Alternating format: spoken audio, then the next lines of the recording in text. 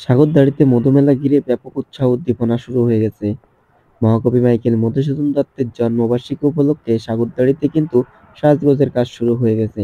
আগামী ২৪ জানুয়ারি থেকে সাগরদাঁড়িতে শুরু হচ্ছে সপ্তাহব্যাপী মধুমেলা।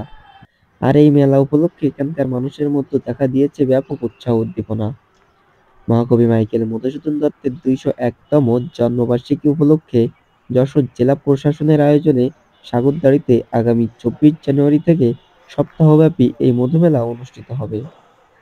দর্শনার্থীদের বিনোদনের জন্য মধুমেলার মধুমঞ্চে বিভিন্ন অনুষ্ঠানের পাশাপাশি প্যান্ডেলে সার্কাস, জাদু প্রদর্শনী ও মৃত্যুকূট থাকছে।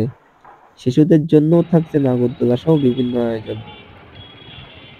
এছাড়াও আরও ২টি বিশেষ আকর্ষণীয় জিনিস থাকবে, সেগুলো পরবর্তী ভিডিওতে আমি জানিয়ে দিব।